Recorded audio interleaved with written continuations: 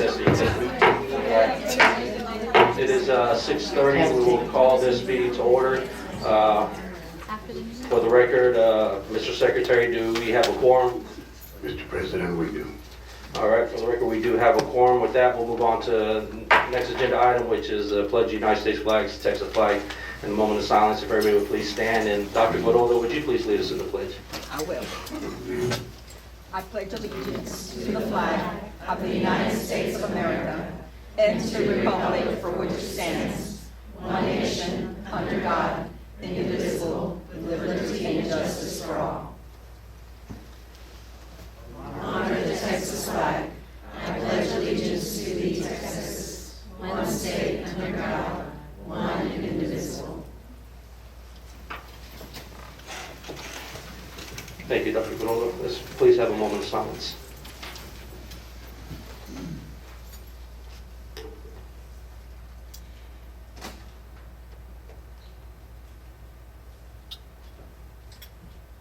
Thank you. All right, we will now move on to superintendent announcements. I'll turn it over to Mr. Rowe. Mr. Rowe. Let's see if this microphone works this time. Welcome everybody, board members, administrators, teachers. I welcome the community again. It's not as big a crowd as last time, so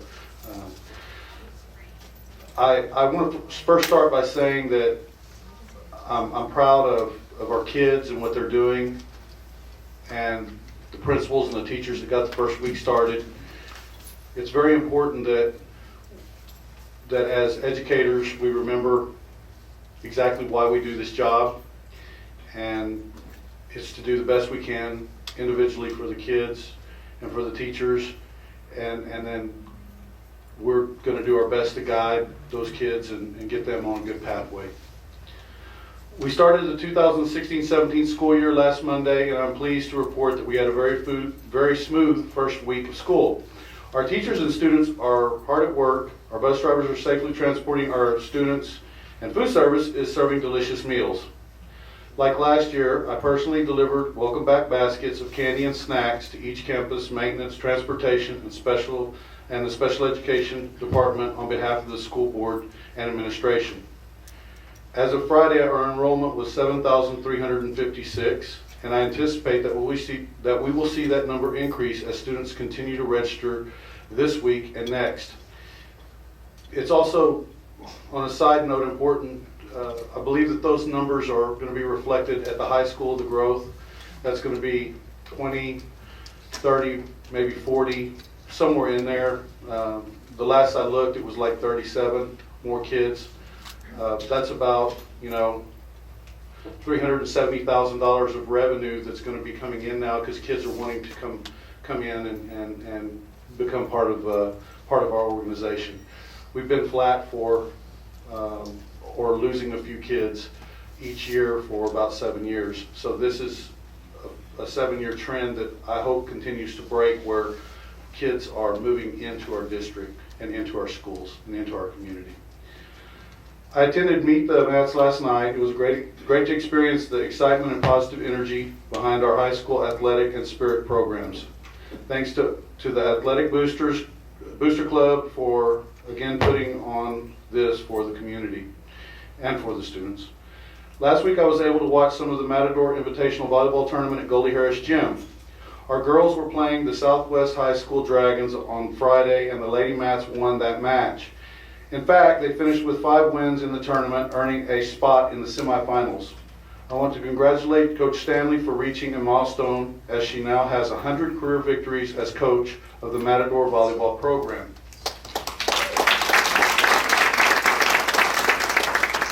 Our varsity football team started the season on the road with a big win over Austin Travis on Friday night.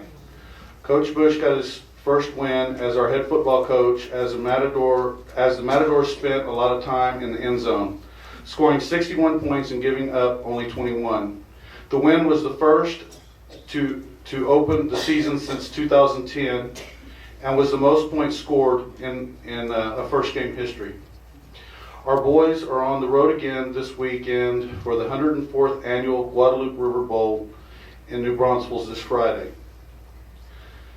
This is the second week for early voting in our TRE. District offices serve as polling site until September 6th, and the community will have the opportunity to vote at the Transportation Department tomorrow, Rodriguez Elementary on September 1st, Weiner Elementary on September 2nd, and McQueenie Elementary on September 6th. Election day is September 10th, and the district office will be the election site. Anyone who lives within the Seguin ISD boundary and is registered to vote, and as a registered voter, may cast a ballot. If voters approve raising the M&O tax rate from 104 to 106, the TRE passes. All Seguin ISD employees will receive a pay raise, and the overall tax rate will be 142. If the TRE fails, the overall tax rate will be 143 without funding for the pay raises. I encourage all our employees to rally their friends, neighbors, and family members to cast ballots in this important election.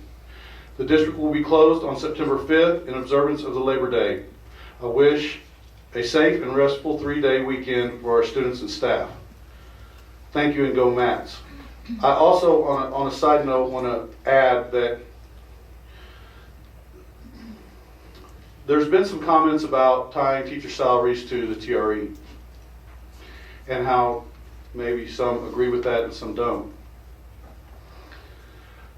For many years, TREs have happened, but here recently in the state of Texas, this is a trend that is happening. I think 37 districts are coming up for election. Of those, there's a bunch of them that are going to be rollback elections, but the ones that are raising the tax rate even higher, they're all tied to teacher, almost all, not all, but most of them are tied to teacher salaries in some form or fashion. The reason this is happening across the state is because we have an issue with our funding. As the funding drops and it becomes static, if you're in a district that the enrollment isn't growing, that's your main revenue source. Enrollment is the main revenue source that drives the funding calculations that the state uses when they send you a check, tell you how much you're going to get. So if you have a perfect storm where they're cutting funding slightly and you're losing enrollment, then that's what we're seeing all across the state. I mean, it's not just something that's happening here, we're seeing that across the state. So it's becoming a more and more competitive market. And as we try to compete, we want to make sure that we give ourselves every opportunity to be successful. And so I think that as we move forward, I hope and pray that we can come together as a group and do what's in the best interest and find common ground to do what we need to do in order to be successful. That pathway is pretty much set in front of us. We have to improve. If we don't improve and we don't do better, then we're going to fall behind. If we're not moving forward, we're not keeping pace, then we're going to fall behind. And I mean, it's pretty obvious right now that if we don't move forward and we don't drive forward and get things done, that we're going to fall behind. And that's not my vision for the district, and I hope that's not the community's vision for the district. So thank you again for being here, and we're present. Thank you for the time. Yes, sir, Mr. Rowan. Thank you. Any comments from the board members for Mr. Rowan on that? Okay. Hearing none, we'll move on to the next agenda item. This is a report information item, and this one is the No Place for Hate campus designations. Mr. Rowan. I'm going to pass that to Ms. Legore. Ms. Legore.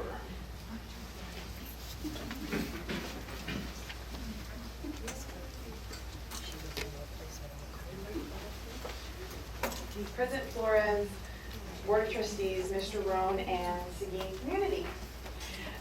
One of the best parts of my job is working with Seguin ISD's counseling staff, district-wide. Many of them, actually all of them, are here tonight with me because I have the pleasure of informing you of Seguin ISD's official designation as a No Place for Hate district by the Austin chapter of the Anti-Defamation League. 2 years ago, our elementary counselors took on this initiative, and the elementary campuses became designated as No Place for Hate campuses, and they were successful in that. Then last year, we decided to expand this to make it district-wide. Pre-K, with Ball Early Childhood Center, all the way through the elementaries, the middle school, high school, and Mercer Bloomberg Learning Center. All campuses satisfied the requirements of the No Place for Hate initiative, and all completed what those tasks were. So we received notice this summer from the Anti-Defamation League that all Seguin schools earn that designation thanks to the commitment from all of the counselors that are here, the leadership of the administrators who also supported what we were doing, and participation by our students who were phenomenal in all the activities and projects that were done in part with our Matador Challenge initiative. All of this goes hand in hand, working with students to be respectful, to be accepting, and that is all in an effort to combat bullying and bias. So this all works together. So our Matador Challenge is still very strong, and this is a component now of what that group does for us. Jillian Bonke, who is the Education Project Director with the Anti-Defamation League, she came last August. She unfortunately couldn't come tonight just because of the date, but she sent us a letter of congratulations, which you all have a copy of. And the letter reads in part that for this past school year, all Seguin schools earned the designation of No Place for Hate campus. This is not something that all school districts in Central Texas do, and Seguin ISD is setting an example to the community in large that you value safe and inclusive schools. So we just wanted to show you all what the banners are as a result of the hard work of our campuses. They now have a very large banner to hang on all their campuses. And for some of our campuses, this is the second year.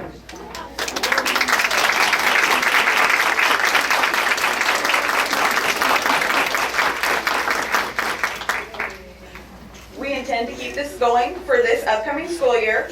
We're starting that process now and hope that this continues to have positive impact.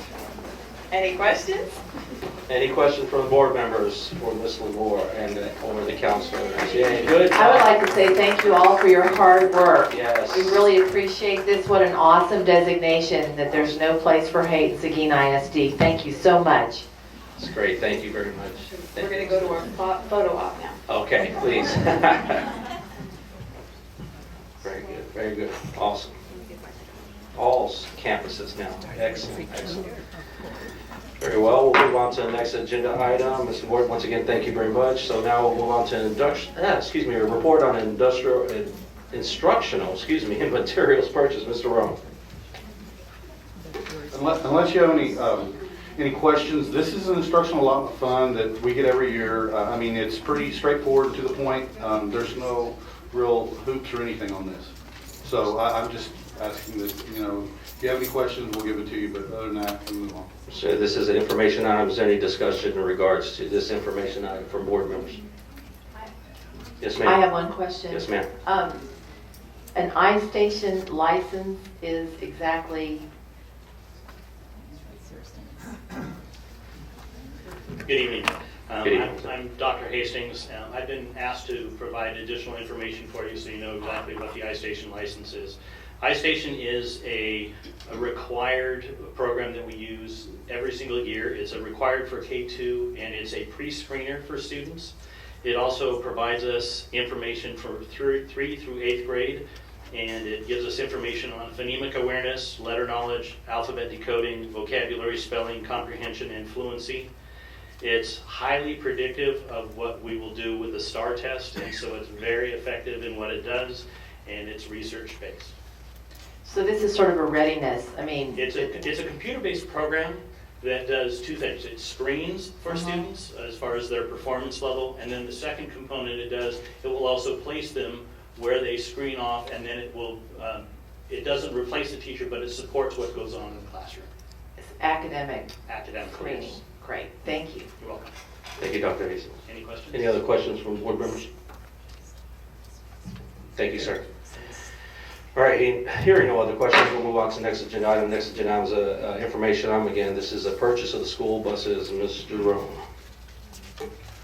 Again, unless you have questions, these, we buy the same number of buses almost every year, and we have a replacement cycle, and as they get aged and go through their problems, we replace them, and we run them out for bids and go through the procurement process. So unless you have any questions. Yes, Mr. Any questions for Mr. Holt? Yes, sir. Tony? Yeah, Mr. Rome, back last year, we were discussing renovation of some of our buses. Is it possible that we could renovate some of our existing buses as well and bring them up to code, as well as purchases? Do we have the funds to do that? I know that some of them are, had the pleasure of listening to a bunch of cheerleaders after a trip on one bus that the AC wasn't working. So, I mean, and it was an older bus, and I understand that. I mean, it's going to go out there, so you can't anticipate that. I mean, we were on a 2-hour trip, so, I mean, but I'm just wondering, is it possible, is it something we could look at maybe to send to, I know you've done it several times, Mr. Owen, I didn't know.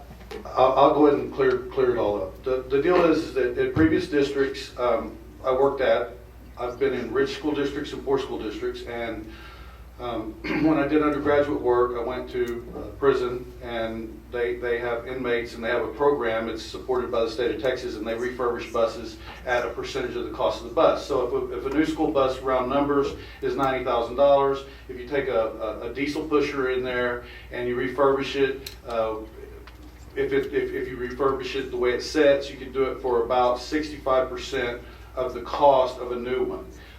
Our problem this year, and the reason we didn't do that, is because UIL, in its great wisdom, when they changed this, they didn't give us a whole lot of notice. We have further ground, a lot more area we have to cover as compared to last year. So it wasn't really effective to try to get them.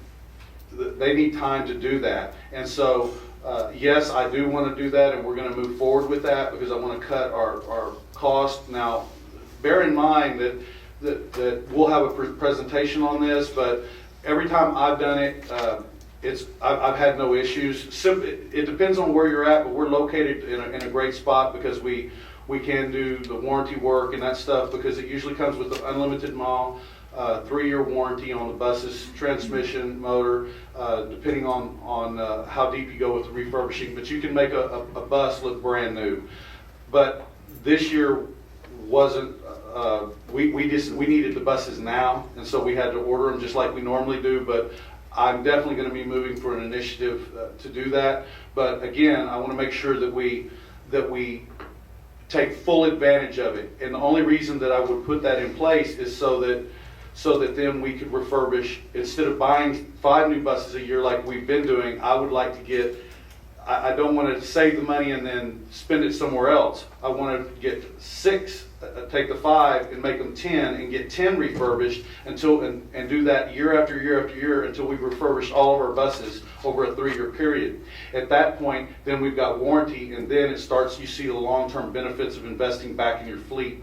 The same thing with our tire systems and looking at retreads and oil and maintenance, oil pulls. We're going to need to start looking at that. I've discussed that with our transportation department, because we have we get a better bang for a buck. It's $7 to draw oil out of a bus on a maintenance cycle, and then have that oil tested, analyzed, and it tells us if there's anything coming down the road so that we don't have those issues.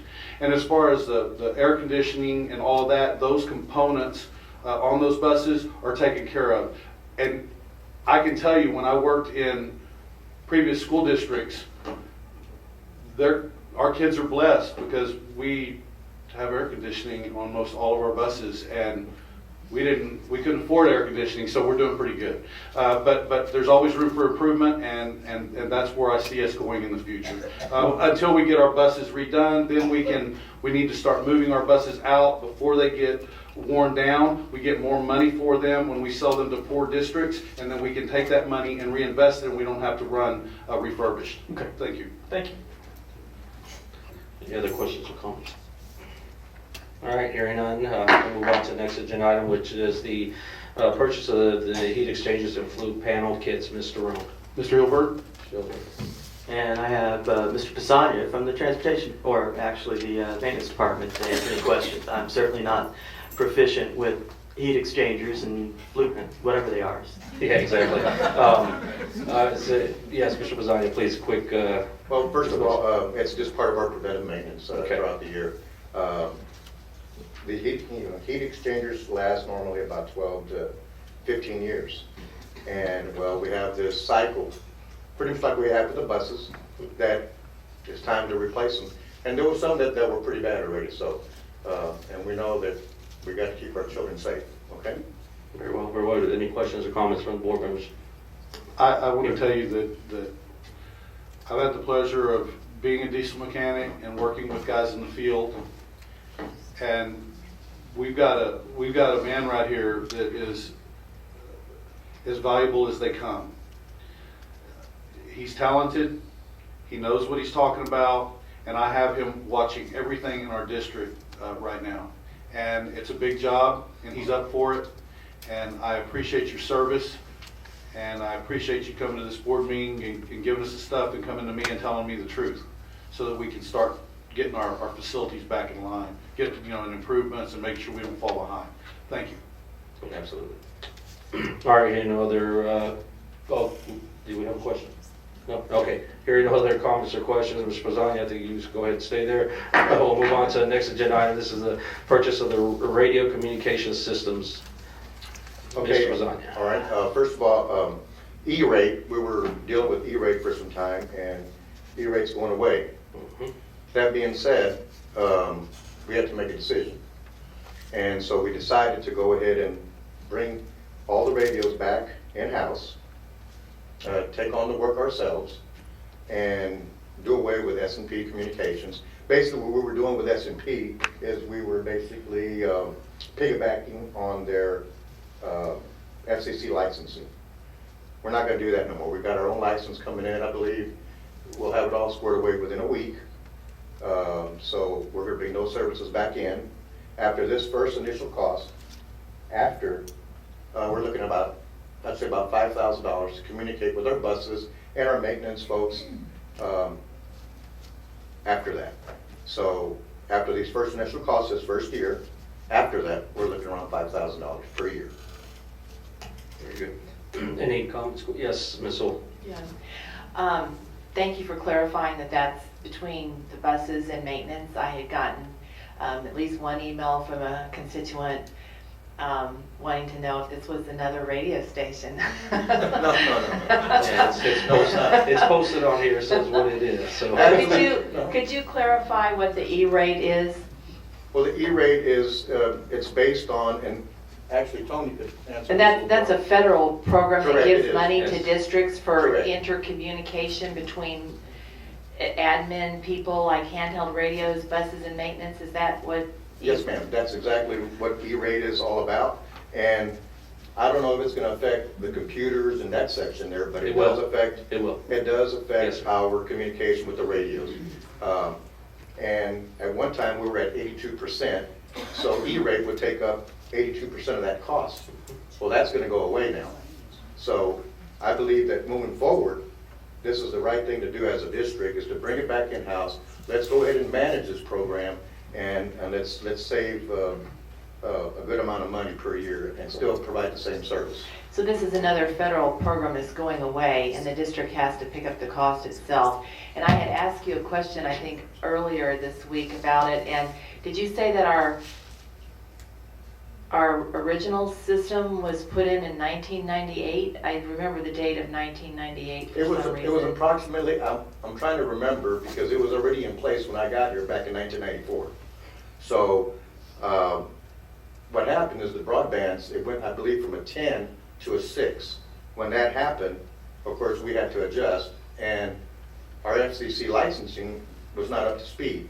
So For that broadband, for the 6 or the 10? Well, actually, the FCC licensing, we needed to renew. Okay. But we didn't have enough time to get that done to move forward and buying all the equipment and getting all that in place. So we went with the E-rate, and it made sense at the time to do that. Now that E-rate's going away, it's time, and we have time, we've been planning on this for some time. Ms. Erlinson and I worked on it for approximately, I believe, 7 months already. And Oh, so you got notice that it Yes, was going yes. away? And she Good. and I Yes, yes. really worked at it, and we were ready for this way ahead of time. So it's not like we were caught by surprise or anything. Great, thank you. Thank you. And Mr. Rhodes, did you have a question? I was just gonna comment. Is this putting an additional burden on the transportation department or the maintenance department, or is it putting an additional burden on the technology department? Who's gonna be actually maintaining, or do we have a tech in-house that actually is fluent? Yes, we do. with At the one time, systems? at one time, when we were contractors, I used to work for a contractor, and we took care of all of that. Okay. So basically, my men, that some are still here, part of the training as a mechanic is to learn how to install radios as well. I know you talked about the refurbishing of buses and things like that, and we do that already here. Just like Mr. Rohn said, we just did not have enough time, especially with the UIO rules being changed, and so we had Oh, to, yeah, but that was a different subject. But part of the whole maintenance, as far as the school buses, is we have this program that when they come on board, it's more to it than just turning a wrench. It's more to it than just changing a tire. I mean, I want our men to know everything about that vehicle. Okay? Thank you. I just wanna make sure there wasn't any extra burden being put No, on. it's not. Ms. Lasagna, thank you for being proactive instead of reactive in you and your, the business department along with the maintenance department, because as you indicated, federal funding, there's a lot of people will not know that the C rate is going away, so thank you for staying on top of it, I appreciate that. Any other questions, comments? No, Go ahead. Mr. Thomas. Yeah, I just, one question, in anticipation of this change to E-rate, was this allocation already pre-budgeted? That's probably a question for Tony, Yes, we the operating budget. had it, I put it in the budget. Yes, I did, for both maintenance as well as transportation, and it went through the process back in June. Very good, thank you. Yes, Ms. Sewell? So this was it's the budget items being split between transportation and maintenance? Correct. Okay, thank you. All right. Any other comments? Yes. Just to clear things up, so that we're completely transparent, I expect that Mr. Pisani can attest to this. We are putting, if it's burden, then it's burden, but I am asking everybody to do a little bit more, a little bit leaner, a little bit, I'm asking everybody to step up to the plate, and we did that with our teachers, we've done that with our administrators, and they've been a lot more efficient, and if I feel like Mr. Zanya and I have a good enough working relationship where if he feels like there's something there that he needs to talk to me about, where we need more enhancements or more support, then he'll call me or he'll stop by and we'll talk. We have an open relationship with that. You feel pretty comfortable with where things are right now? Absolutely. Thank you. Thank you, sir. Thank you, Ms. Pisani. Hearing no other questions, we'll move on to the next agenda item. I might as well stay there. Again, this is the purchase of the fire alarm systems, Mr. Pisani. Well, what we're trying to do here is just bring all of our facilities up to code. There's nothing more, nothing less. It's very important that I know that I hear this before, and I'm sure a lot of folks here in the audience have heard this before too, that, well, it's grandfather. Well, no. I want to make sure that when I go home, when you go home, that all our facilities are all up to code. And we've been doing this for the last 2 years, and this should be the last step, and all of our facilities will be up to code. Other than Sager, and they call it, I don't know why they call it the Motel 6. That's the only facility that, right, and there's no occupancy there at all. Correct. Any questions for Ms. Pisani in regards to the purchase of the fire alarm systems? Go Yes. ahead, Ricardo. Yes. Thank Mr. you, sir, for bringing up the grandfather thing, because since I got here, we've been trying to get away with that. That's all we hear for either the stadium or other things. Don't touch it, it's grandfathered already. Well, we keep forgetting that it's our kids that can get hurt. Just because they're grandfathered, that doesn't mean that the safety is not there. So actually, the safety is not there. We just keep saying, let's not spend any money. Correct. But I don't think that's right, and thank you for bringing that up, because it has been an issue for the 4 years that I've been here. Everything's grandfathered, so don't touch it, and I don't agree with that. We need to start taking care of that, so thank you, sir. Yes, sir. Ms. Holt? So these last buildings that got smoke alarms were mostly portable buildings that are now in use that weren't before, or what were they? Correct, yes, ma'am. They're all portable buildings. Okay, thank you.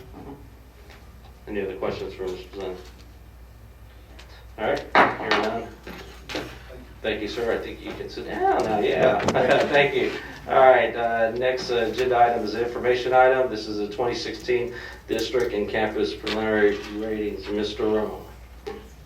Ms. Rhodes?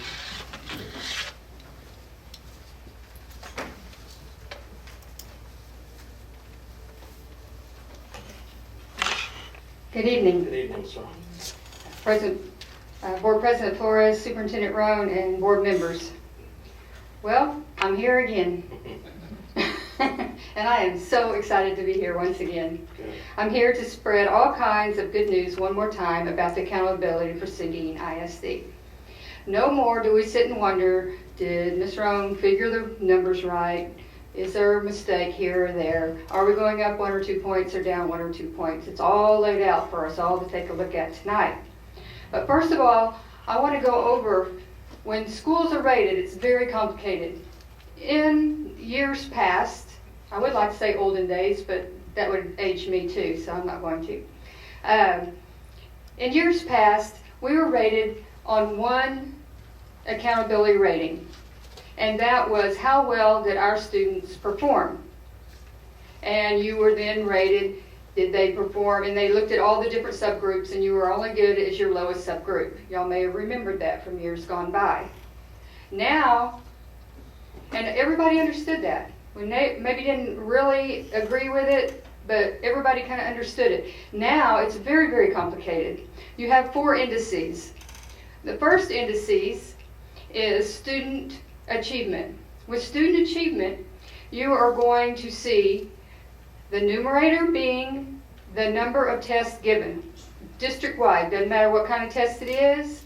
Doesn't matter how many years the students have been in any special programs. The only people that are excluded from that number are the people who are first year in the country. Second year, you're in there. Okay? All special ed students, every single person is in that denominator. And then the top number is your numerator. And they divide those out, and you get a simple number right there as a percentage. So that's very easy to understand. Then you move on to index 2, which is going to be your student progress. And you would think it would be the same way, that they would figure out a formula that would say, this number of students were at this level 1 year, and now we have this number of students at the 1 year better than next year, so they made a year's progress, and you come up with the same percentage. But that's not how it works. They take the number of students who actually passed, and then they do all kinds of little formulas that go with it, and then go through a chart and then a table, and then it comes back. And so you have to have a computer to figure those sorts of things out. Well, maybe not everyone, but for me, it helps a lot. So that number is not so straightforward, but all the same, it comes from the state, and you just can't be in the lowest 5%. Okay? Then you move on to index 3. That's closing the performance gaps. And again, it sounds straightforward. You have one group, you try to close the gap between the next group. But that's not how that one works either. It's still another formula, another set of charts and those sorts of things, and then you can't fall between a certain level. And then the last one is your post-secondary readiness, which is my favorite, because that one, that is how many students are ready to graduate high school and be either career or college ready. So to me, that's important. And they predict that from down to 3rd grade. How you perform in 3rd grade, they have their little formula that they use, and again, it's more complicated than what the average bear would want to go through. But then you come up with, are the kids college or career ready? Starting at 3rd grade, 4th grade, and so on up the line. So those are the 4 indices. Then they take those, and you have to meet a standard on index 1 or 2 plus 3 and 4. Okay, so it can be 1, 3, and 4, or it can be 2, 3, and 4. Make sense? So that's where we are. Now that being said, there's lots of different ways to say how well we did, and I'm going to go over some of those ways because we did really well in all the areas. First of all, Index 1, we had a higher standard. Remember way back when I talked to you about the cherry tomatoes? I'm going to kind of refresh your memory. It takes so many cherry tomatoes to fill up the basket. Last year it took so many cherries. This year it took 1 to 2 more cherries in order to fill up your basket and be counted as a passer. And then once you had all your passers, you have to have at least 60% of those who pass to meet the target for the districts. So that's Index 1. In our area of Index 1, as a district, we went up. Or as a district, we stayed comparable the same, statistically the same.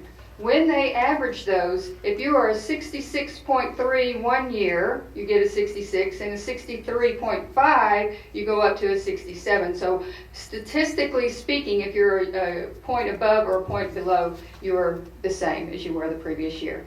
So overall, as a district, we were the same. We had some areas that went down, and we have many, many, many more that went up. But when they put them all together, then they came about the same, which is, in my humble opinion, since it took more cherry tomatoes to fill up that basket, even if you stayed the same, the people that we are accountable to, those students in our classroom, were better prepared and did better on their tests than they did the year before.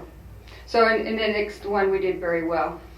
Some of the scores came out late, as you may remember, or may have heard in the news. Leander had to have hundreds of tests rescored. At our high school, we sent in 65 tests at the high school level to be rescored in December, and 5 were changed from pass to fail. That's an 8% error rate. That's huge, especially if you're one of those 8% that had your test graded incorrectly. At the elementary level, we sent in 43 tests to be rescored.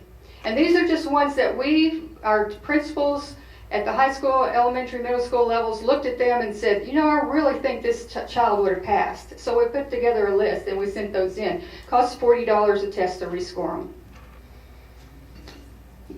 We had 6 that went from fail to passing. We had 1 that went from level 2 to advanced, which means we had about a 16% error rate. I don't know if y'all know that, but that's huge, and that is serious stuff for our kids and for our campuses. Which brings into play, number 1, ETS has been fined over $5 million by the state of Texas, TEA. And that's understandable. It should be that and then some. But more importantly, some of those mistakes were at pot line. What kind of repercussion is pot line having from that? We sent those in. The tests came back. We re-looked at those tests. They sent them back. They had errors. So when we went and refigured, when we figured initially, remember I gave you all those preliminary scores, when we initially figured, we were dead on at pot line. Exactly what we said was exactly what came out. Now we have gone and refigured with the help of people on our staff, and the way we figured it, they will change that score, and pot line should be academically acceptable. Okay, or meets expectations. Okay, meets standard, all those things. So what do we have to do that? We're in the process of doing that right now. We have 7 exhibits that we're presenting to the state, and they will be going in. We're feverishly working, going over each and every one of those documents to make sure we haven't made any errors. We will send those off to the state, and we should know something by December. So pot line, from here till December, will still be under the guise of being improvement required, when we all know, if all our documents are accurate, which I do believe they will be, that this may be overturned. But we will still progress like that. But I do want the community to think about that when we want to judge our campus because they're doing an excellent job over there. They have improvements to make. We would wish that they wouldn't have been right on that line to begin with, so we wouldn't be in this position.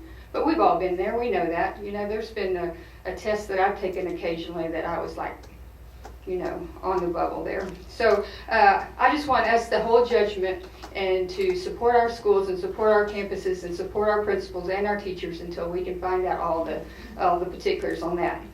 All right, that went a little farther than I meant to, but if you will go back to our first, I just wanted to go over, this comes from TEA. This is what they send to us to let us know what our scores are. You can see, you have it right there in front of you. I would like for it to be bigger there, but this is just the way it comes to us, so this is what we're going to deal with. Seguin, you can see here as a district, for Index 1, the target was 60, we were at 66, 6 points above. Index 2, we're 17 points above, you had to have 22 and we were at 39. Index 3, you had to have 28, we're 7 points above at 35. And Index 4, the one that I feel like is really crucial, the index target is 60 and we're 11 points above at 71. Very, very respectable scores. You're looking at Seguin High School. The target score is at 60, they're 3 points above in Index 1, 3 points above in Index 2, 7 points above in Index 3, 17 points above when you start looking at post-secondary readiness. Are our kids ready to be college and career ready? Very proud of that. Mercer Bloomberg, you can see that they are an alternative campus or school of choice. They have a different target due to the different formulas that they use for those sorts of campuses. Their target was 35, they made it 57, 22 points above the target. This sample of students was too small to do Index 2, so they don't do that one for them. Index 3, 16 points above, and Index 4, their true score was 110, but they won't let you go past 100. So they're 67 points above the target. So we can be very proud of Mercer Bloomberg. Jim Barnes, you can see they're 6 points above in Index 1, 5 points in Index 2, 7 points in Index 3, and 18 points in Index 4, all above the target. Moving down to Breezemeister, 2 points above, 6 points above, 3 points above, and 12 points above.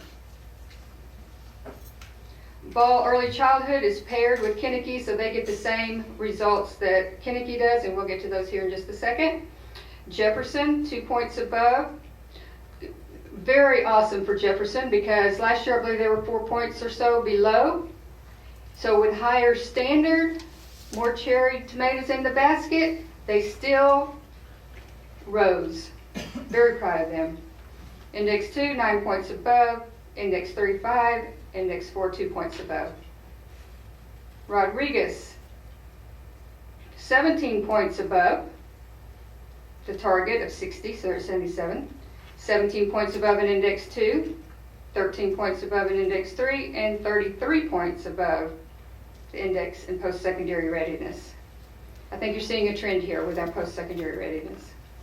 Weiner, 22 points above, 26 points above, 17 points above, and 32 points above.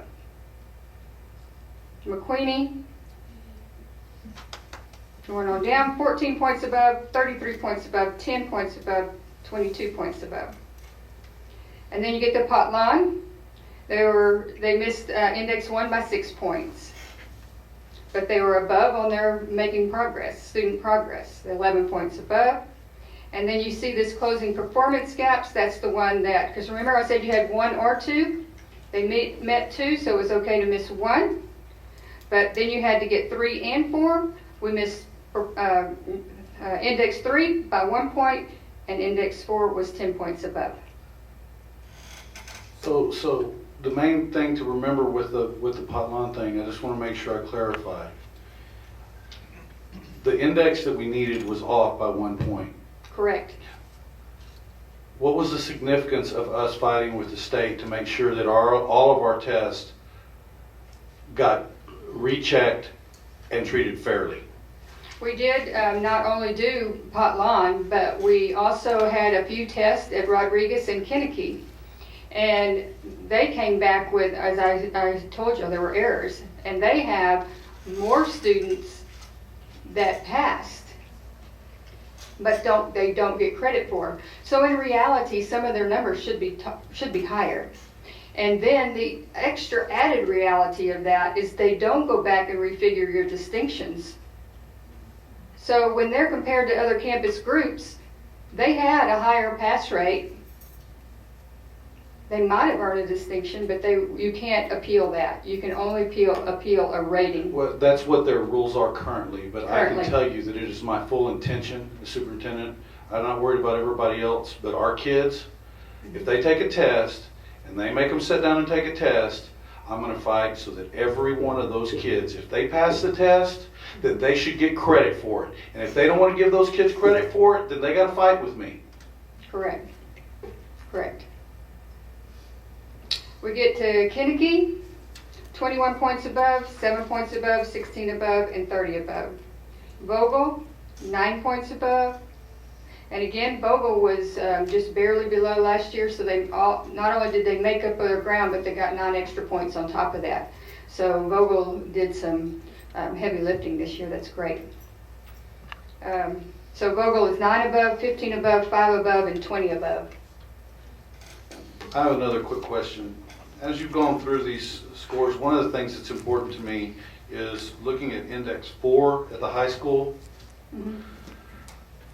Let's talk about that for a second, because I have a question. How do we compare to other districts in 5A 26 districts? So districts our size around us that we In our compete football with. that we compete with. Well, basketball, we all compete with those. these people, and they've got kids that are academically playing basketball and competing with us in football. But how do we compare with our kids being ready academically?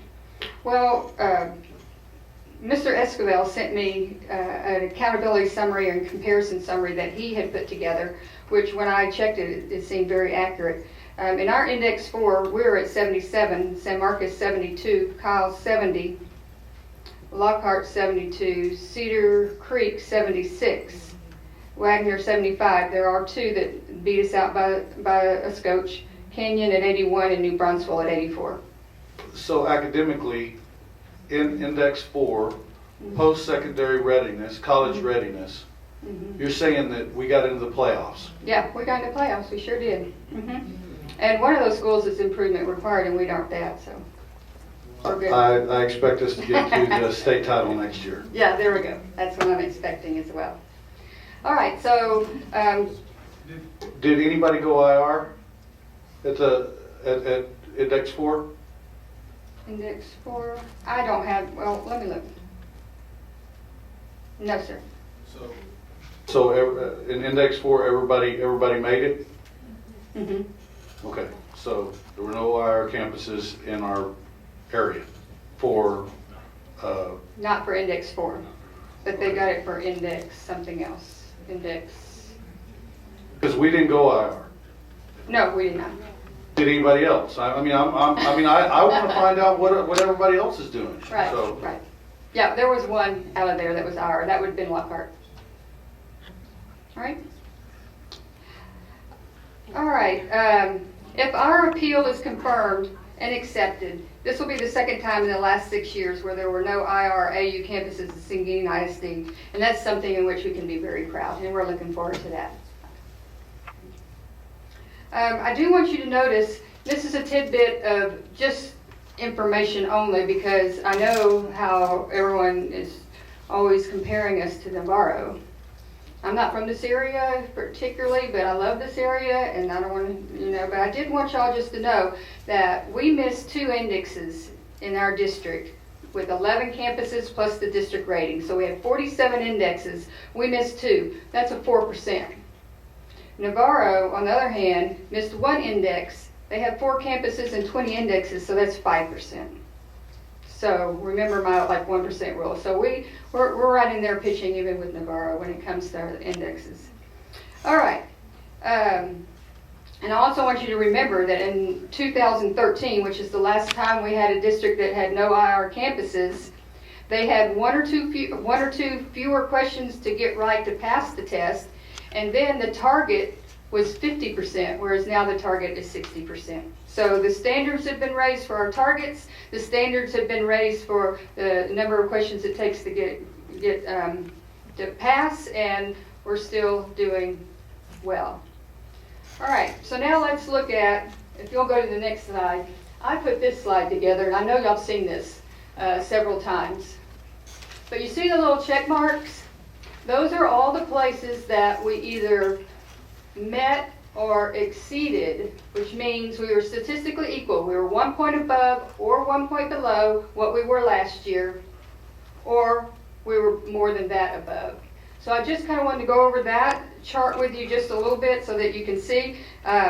Statistically equal, meaning when there was 1 point above or 1 point below, there were 10 areas. And those were at the district level as well as the secondary level.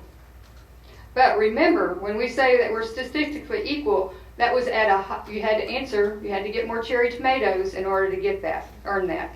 So, and then we had 26 areas above, some as much as 20 points and things over last year.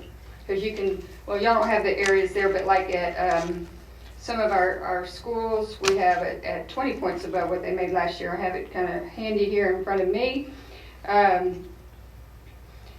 Last year, McQueenie was at 53, and now it's at 74 for Index 1. You know, Weinert was at 76, and now they're at 82. Kennedy was at 75, and now they're at 81. Goes on and on like that. There's some places that are, and you can look at Index 4, my favorite. Rodriguez went from 29 to 45. Weinert went from 31 to 44. McQueenie went from 19 to 34. Potlon went from 17 to 22. Kennedy went from 34 to 42. Vogel went from 25 to 32. So you can see that we're getting our kids college and career ready. So there were 20 in above areas, 26, 24 at the elementary, 1 at the middle school, 1 at the high school. And below, we did have 11 areas below, 4 at the elementary, 4 at the middle, 3 at the high school. If you take out MBLC, it would only be 1. But I do want to brag on MBLC for a half a second.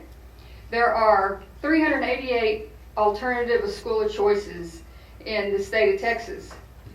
245 of them met standard. That's 63%. That means 37% did not meet standard. That's over 1 in 3. Whereas we weren't even close to not meeting standard. So our MBLC is doing a fantastic job of taking care of our kids. Now, let's press on to distinctions. Remember, I gave you a preliminary of what my best guess was on our scores. And now I'm going to give you my best guess on our distinctions.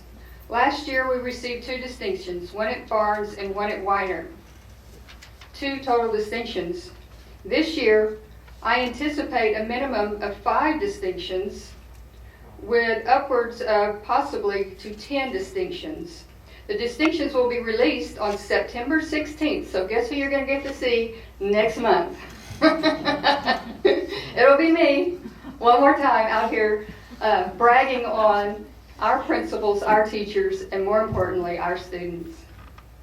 So I anticipate we'll get 2 distinctions at Weinert, 2 distinctions at Rodriguez, 1 distinction at McQueenie. All of those in Index 2, which I can just go in and look at. The way you get distinctions is different for every single distinction, so I won't go over all of them. But you have when a school is compared or looks for distinctions, they give you what they call a comparison group. There's 40 schools that are in your comparison group, and you have to fall in the top 4, meaning the top 10 of that 40 group. And then you have to do some other things too. But so I can tell by looking at other people's scores, I know who the comparison groups are. The principals, as well as myself and other people, we went through and compared all our comparison groups as soon as they came out, and we determined which ones we made. So we know we made 5. And then there's others you don't know until you know their scores. Their scores have not been publicly released, so we don't know. But I anticipate, because of our areas were so high, that there's anywhere between 4 and 5 more that will be coming. And most of those are going to be in the area of math. but I'm anticipating maybe 1 in reading, thinking 4 in math and 1 in reading. All these are at the elementary level. So guess what? I'll be back next month for more good news. But one thing I wanted to leave a note on, a final note on, is I know we've been pressing for no waivers. You can all give yourselves a pat on the back because we're anticipating no classroom size waivers this year, and we're still going to service every single one of our kids. We have started the bilingual program on the kindergarten campuses, so we have bilingual at all those. We're not going to need any waivers for that. We've hired the right teachers, we've put them in the right spots, and we're keeping our class sizes low. So we anticipate a great, great year this year as well as we did last year. Now, I shall open it up. Don't clap for me, but we'll clap for the kids. For the kids, exactly, for all the Let's hard hear it work for the that they're kids. doing. Let's, I'll open this up to board members. Any questions, comments? Oh, and by the way, it's been 5 years since you haven't had any class size waivers. I looked it up. Ms. Roan, would you please pass on to your principals and your teachers? We appreciate all the hard work that they've done, and I know they look at the social media and some of the negative things that they've been saying about this district, but please let them know that we have never once accused them of fudging any scores or anything like that, because that's a slap in the face, and I can't believe some people would stoop that low. But please let them know the hard work that they have done is very appreciated by this board and the majority of the community members.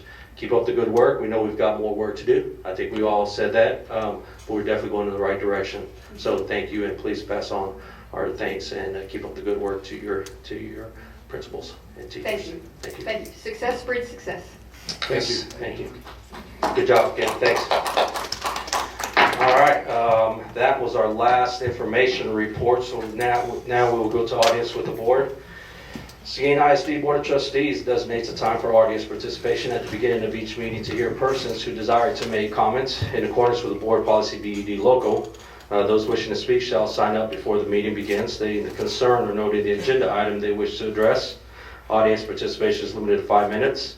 Audience of more than 5 persons shall appoint a representative, and the board shall not deliberate any subject that is not posted on the agenda. This evening we have 2 individuals signed up to speak, and the first one is Ms. Gretchen Ricker, not addressing anything on here. So, Ms. Ricker, please. Mr. Flores, Superintendent Roan, ladies and gentlemen of the board, my name is Gretchen Ricker. I am a retired Seguin ISD teacher, diagnostician, and administrator with great years at Briesemeister, Juan Seguin, Ball, Potlan, and Kennedy. Tonight, I am sharing some observations, especially based on last Thursday's board meeting at noon.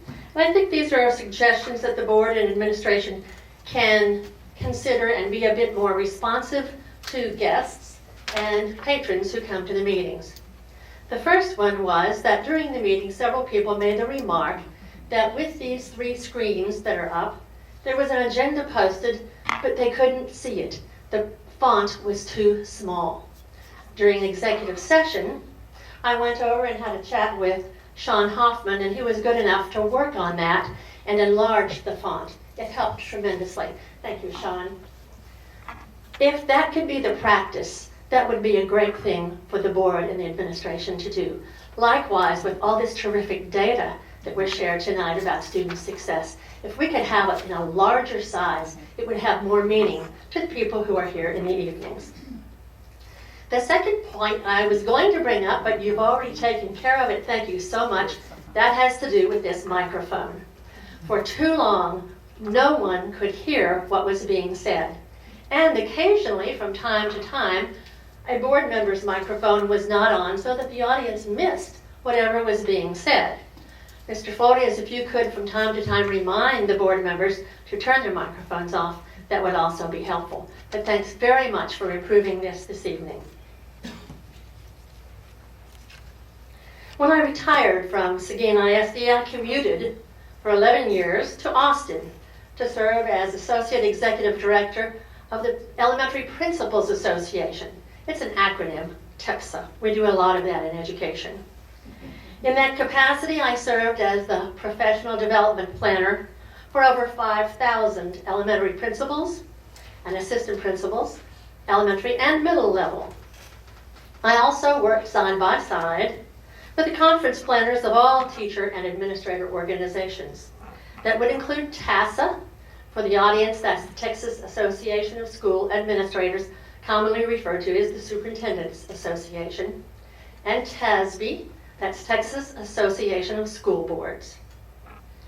And Mr. Reyes, you and I crossed paths many times and at many events over the years in Austin, Houston, Dallas, at the TASB conventions, the Commissioners' Midwinter Conference, the Just for the Kids Awards. I was extremely proud watching my home district receive those Just for the Kids Awards, an event that lasted late into the night. And then the board and the administration made the hour's drive back to Seguin. Thank you, Mr. Reyes, for the more than 2 decades of board meetings, trainings, and conferences you have attended. In a few weeks, this board will be going to the 2016 TASA-TASB conference in Houston. It's always an annual 2.5-day event. Our community will be watching and monitoring these and other expenses after last year's extravagant room costs just up the road in Austin.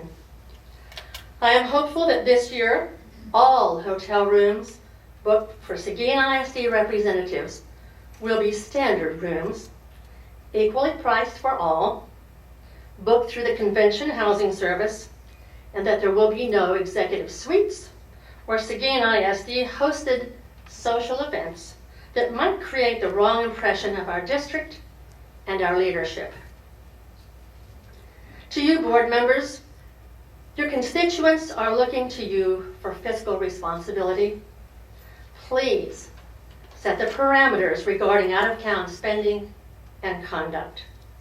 The image and confidence of the community and the district employees depend on that. I recall a board member telling me last year that Mr. Rohn had to go into Austin early because he was presenting a session. But 4 nights in Austin for a 2.5-day conference seems excessive, especially since his session wasn't scheduled until Saturday afternoon from 1:45 to 2:45. And coincidentally, that topic was QZAB. My final suggestion, more of a request actually, is this. While you are in Houston, I hope you will scan the program and choose to attend a session offered by Kay Douglas, a TASB staffer. Last year, she offered the session Transparent and Accountable. I thought we were. The description read as follows. School boards are required to articulate a vision, measure and communicate how that vision is being accomplished, and promote that vision in the community. This requires boards to be both transparent and accountable.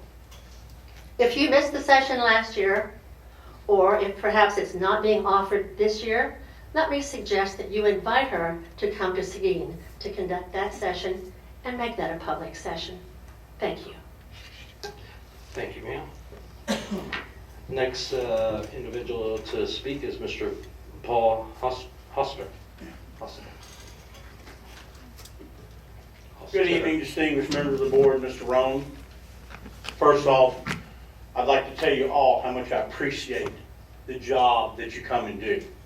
You, sir, the job that you do every day, and you men and women that take your time for no money and do this. I appreciate it, and there's a lot more people in the community that appreciate it. With that being said, I'd like to cover a couple of things.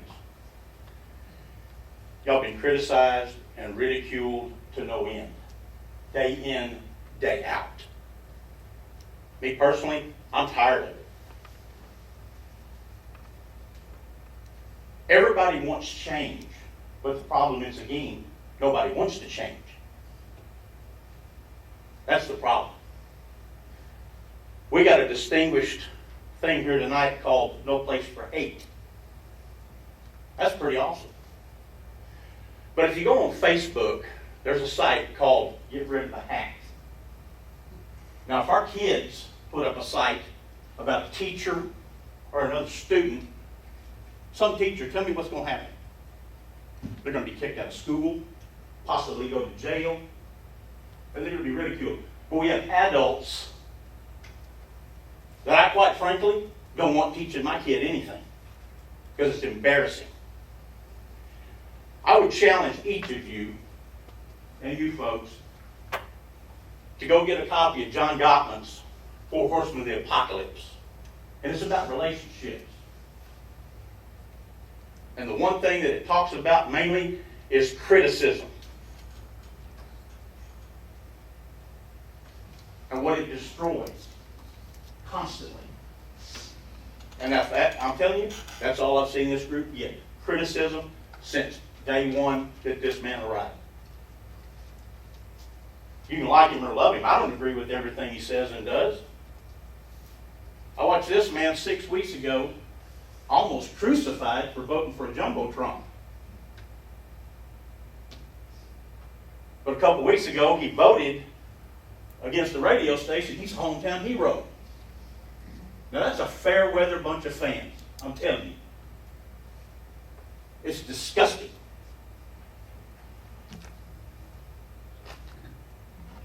And I've about had it. Thank you. Thank you, sir. All right, we'll now move on to the next agenda item, which are action items. And on this, we have the action item A is approval of the board minutes for July 26, 2016. Do I have a motion? So moved. Motion made by Mr. Holt. Is there a second? Second by Mr. Thomas. Is there any discussion, corrections, comments in regards to the approval of the board minutes? Hearing none, all those in favor say aye.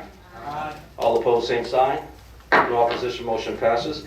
Next agenda item is a consideration of extracurricular activity listing for 2016-2017. Do I have a motion? So moved. Motion made by Mr. Holt. Is there a second? Second by Ms. Effenberger. And once again, this is something that's done annually. And is there any questions, comments in regards to this agenda item? Yes, sir, Mr. Holt. Mr. President, I did notice on here, 4-H program is listed, and we did get that approved, correct? I mean, it was, right, but that's, Page 20, Page 20. there, 4-H program. right, okay. Yeah, I see it on there, that's why I was wondering, because our local extension agent, Mr. Miranda, was working real hard on that, and I just want to commend him on his efforts to make sure that these kids who are involved in the 4-H program are getting that excused absence, because they do spend a lot of time at these shows and stuff, and I greatly appreciate his time and the kids involved. Thank you. Agreed. I believe the list is the same as last year. Very good. Any other questions, comments? All right, and hearing none, we did have a motion, didn't we? Okay, a motion is made and a second. All those in favor say aye. Aye. All opposed, same sign. No opposition. That motion passes. Next agenda item is the discussion and possible action to authorize administration to enter a lease agreement with coffee vendor. Mr. Roan. Mr. Hilbert? Mr. Hilbert.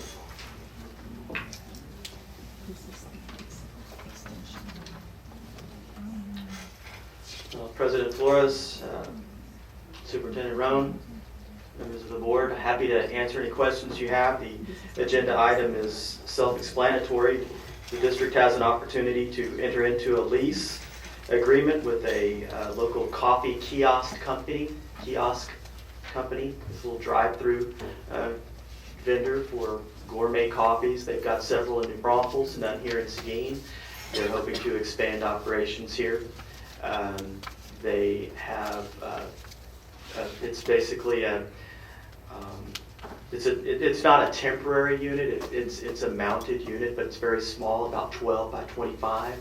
It'll be in the north end of the Arlen's parking lot, where there is sufficient clearance to avoid any issues with traffic flow, be it with the Oak Park Mall or with the administrative offices here.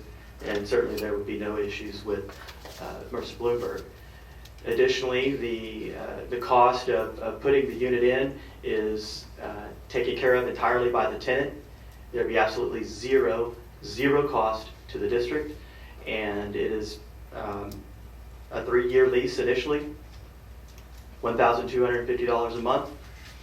And because of the size of the unit, it's not something that, it's not a piece of property that could be used for another educational purposes. It's virtually the size of one parking space, literally. Maybe a little bit bigger than that, but not much. So, like I said, I'd be happy to answer Any questions? I see, yes, Ms. Yeah, you mentioned that there's no cost to the district whatsoever, just want to confirm that. And also, is there any liability or indemnification, hold harmless type of security for the district? Well, any liability or insurance issues are all attributed to the tenant themselves. We have had the lease looked over by our attorney. This is also a lease agreement that has been used by a number of other arrangements in the New Braunfels area. So it was already fairly clean in terms of the legalities of it. But we did have our attorneys take a look at it just to be sure. We did make some amendments. Initially, they wanted to do this for 5 years. We decided to hold off and go to 3, just to make sure that it was something that really works for everyone. But as far as cost to the district, there's absolutely none. All water, electrical, that will be handled by the tenant. It does not disrupt the nature of the undersurface. So there's no out-of-pocket cost. The area where it will be housed is already zoned commercial, so any permits, anything of that nature, again, the tenant is responsible for that. It's his physical building. The building belongs to the tenant. He's literally just renting a parking spot, and that's all it is. Very good. Yes, there's indemnification language. Very good, thank you. Any other questions? Yes? Yes, Ms. I have a question. As a realtor for 21 years, I read over the lease. And although I do residential leases more than commercial, on page 27, it talks about, the rent is due on the first of the month and what the rent is. Typically in most leases, there's also a phrase that says, if the rent is not paid by the first of the month, it's considered due on it's considered late on the 5th or the 10th or the 15th, but there's some time in there where it's considered late. And then once it's late, after 5 days, then there's a clause that says, that there's an escalator clause where the rent will go up to a certain amount, just like on your mortgage payment. If you don't make your mortgage payment by the 5th of the month, 15th of the month, then, or whatever it is with your mortgage, then it goes up. And there's no provision for a late fee in this lease on page 27, paragraph 3A. And so then you go to page 32, paragraph 9, where it talks about the event of default, which would be, I suppose, if they don't pay their rent. It does talk about that they have 30 days after written notice, but typically in a residential lease, when I do it, there's a provision for after 30 days, there's a provision for like eviction. And I didn't see any provision for eviction in there. I mean, I'm not an attorney. Mr. Castillo is here. He may have already read over that. But I wondered if something needed to be added for a late provision, like pick a day, 5 days, 10 days late. Then it becomes Y instead of X, and then 9, maybe something about eviction written into the default clause on paragraph 9. Just to protect ourselves and not argue, well, it's the 12th and they still haven't paid. Do we, what do we do and what's the rate?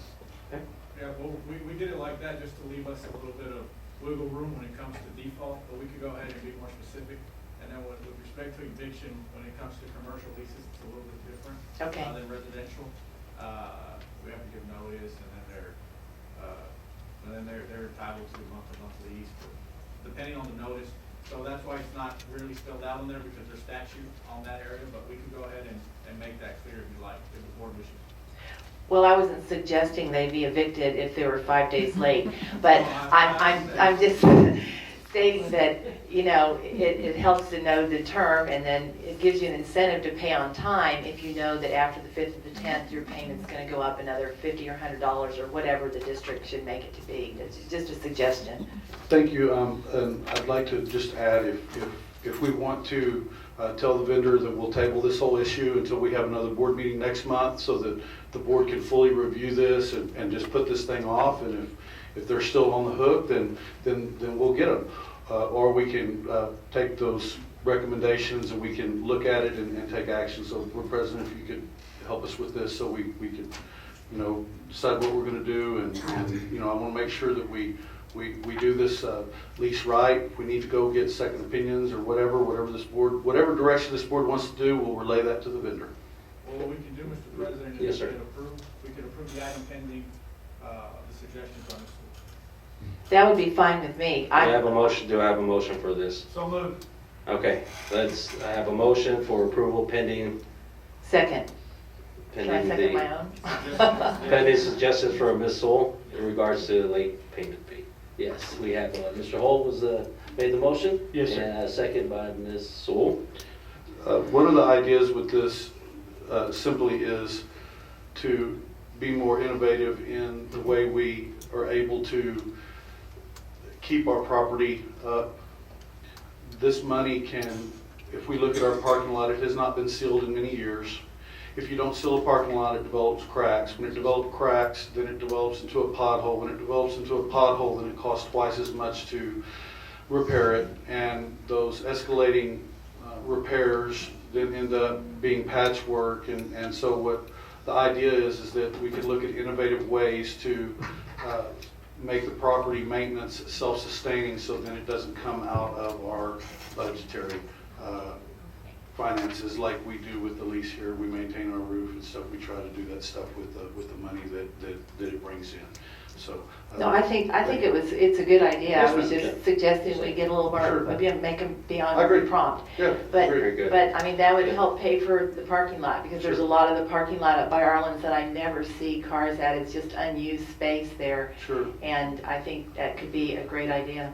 Right now, we've got a couple hundred contractors parked out there, parked everywhere. So it definitely stays happening around here, so it stays very busy. But I would be willing to move, now that we've made that Yeah, adjustment. we- I would be able, I would be We already willing to have, make we have a the motion, we have a Okay. motion and a second already. Is there any Okay. other discussion? I just want to know, Yes, sir. are they gonna make sure that our teachers get a discount on coffee?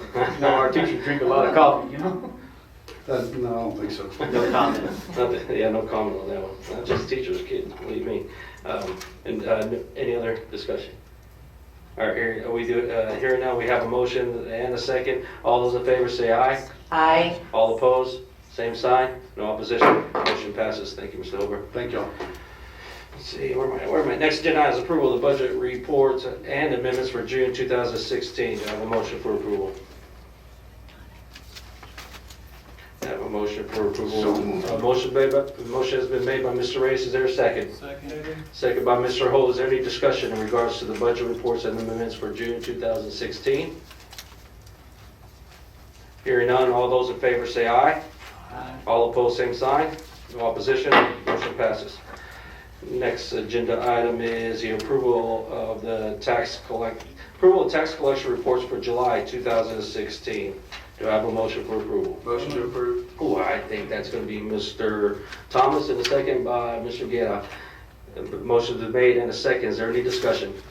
Any discussion in regards to the tax collection rate? I'm sorry? Yes, sir. No. Why'd you point? I was pointing at the screen. Okay, thank you, sir. Just please jump in. Okay.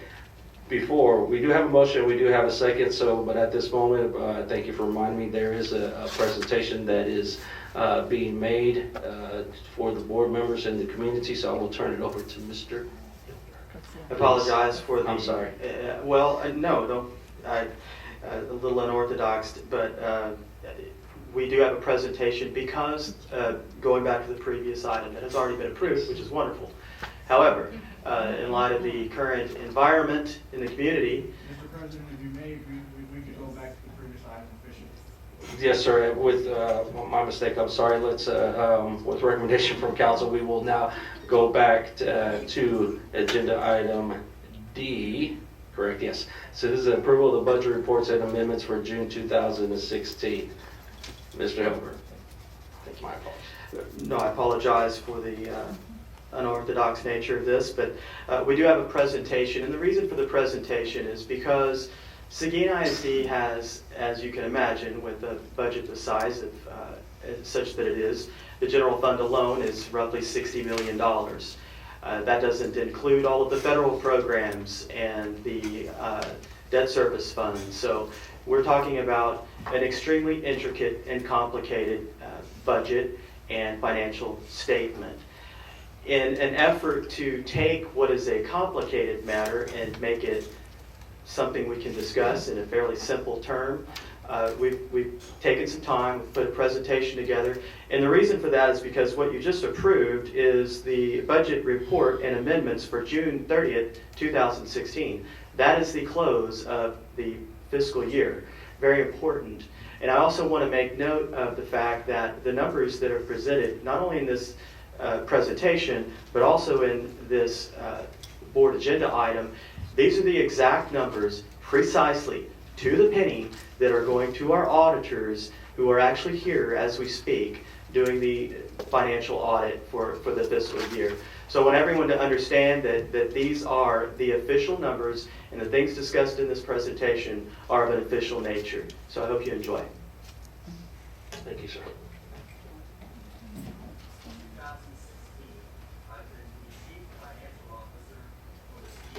Can we turn the volume up? I'd like to take just a few moments to share with you the results of financial activities for the general fund as of the fiscal year ended June 30, 2016 for Seguin ISD.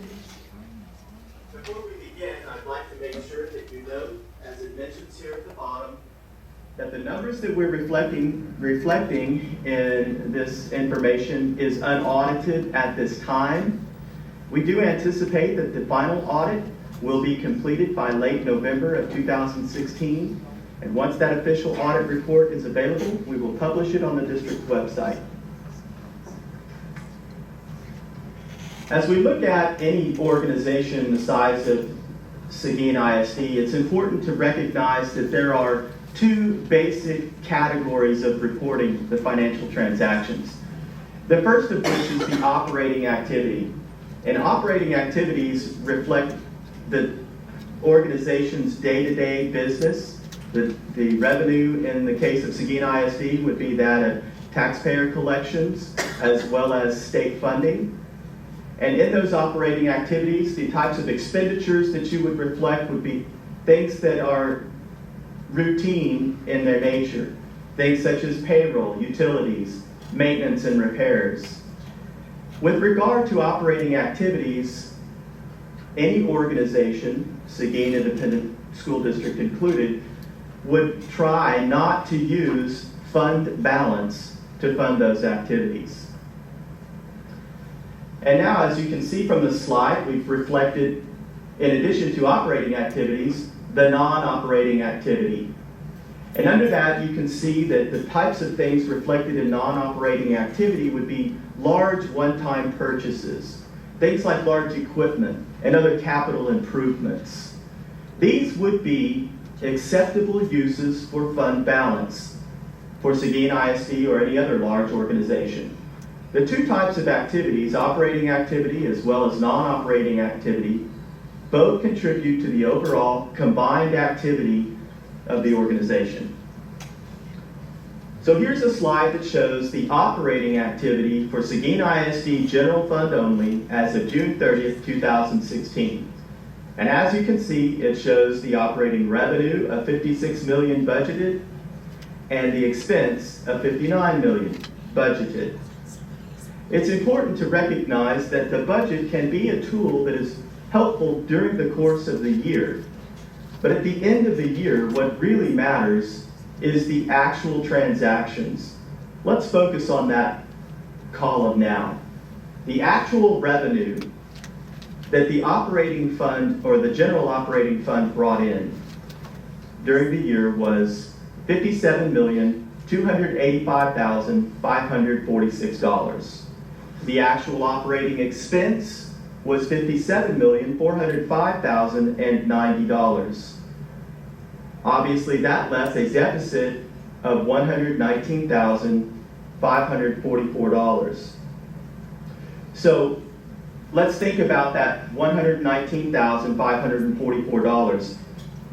How bad is that? Because obviously no one wants to see expenses in excess of revenue. To quantify how significant that number is, let me give you an illustration. If you calculate what is called a loss factor, you do that by taking the overall loss, in this case from operating activities, $119,544, and you divide that by the total expense, in this case $57,405,090. You get what is called a loss factor, in this case 0.00208. Said another way, that would be 0.2%. Not 2%, but 0.2%. Let's determine how significant that is. If a family has a monthly take-home pay of $3,000, obviously that family would want to spend no more than that $3,000 in a given month. But if on a given month they did spend in excess of the $3,000 that they brought in, to the tune of the loss factor we've calculated, 0.00208, that would mean that in that month they had overspent by $6.24. Clearly, a family that has done that does not want to continue to do it in the future, but they would recognize that this is a fixable situation and not something to panic about. But now we also want to take a look at the non-operating activity as of June 30th, 2016, to get an overall picture of Seguin ISD's financial situation for the year. Once again, you can see that on the non-operating activities, we have the amended budget reflected. But remember, typically non-operating activity is funded by fund balance, not offset by taxpayer revenues or state funding. And also remember the fact that during the course of the year, the budget is helpful, but at the end of the year, it is the actual transactions that are what matter. And so you can see that there is a significant deficit on the non-operating activity for the year 2016. And that's attributed to exactly 4 things. The first is $80,075 was transferred from the general fund over to the district's parenting center fund. That transfer was necessary because federal dollars were insufficient to support the program. Therefore, the program had to be supported by the general fund. Additionally, $400,000 was used locally for building repairs and facility repairs throughout the district. This is a typical expense that the district uses each year to maintain buildings throughout the district. Additionally, $599,946 was spent on buses and other large equipment throughout the district. And finally, the largest component of that expense of non-operating activities, the $20,354,130, that money was transferred out of the general fund over to the Seguin High School Construction Fund. So what was that? It's a significant number, and we need to focus on it. And in order to truly focus on that number, we need to identify as to whether the district was over budget or simply underfunded. There is a difference. And so I'd like to share with you a very brief history of where the district started with regard to the high school project that led to this $20 million transfer. In 2012-13, the architects provided the district with design and cost estimates for constructing the high school to the tune of $63 million. And it was anticipated at that time that an additional $20 million would be necessary for furniture, fixtures, and equipment and other things associated with construction for an overall project cost of about $83 million. Therefore, in late 2013, the school board requested and voters approved $83 million worth of school bonds. Just a few months later, in mid-2014, the construction contractor came in with construction cost estimates that were significantly higher than the estimates originally provided by the architect. At that time, the district was faced with a choice, either to reduce the scope of the project, thereby reducing the cost, or to choose to supplement the additional cost from the general fund balance. The board decided not to reduce the scope of the construction project, but it decided to fund the difference from the general fund balance.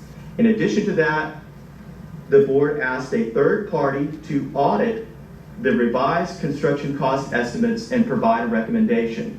That third party was a recognized and respected third party that does things like this for school districts throughout the state, the Texas Association of School Boards, also known as TASB.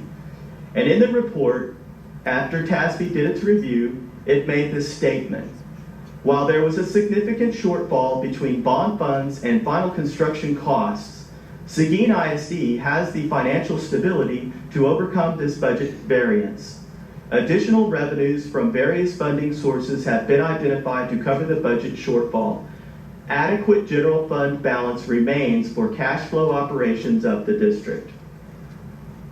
Therefore, the district is in a situation to move the money over to the construction fund and still be fiscally viable, financially okay. So here's the overall picture. The operating activity is shown at the top with the deficit of $119,000. The non-operating activity there in the middle with the $20 million, the most of which went over to the construction fund. And then you see the combined results.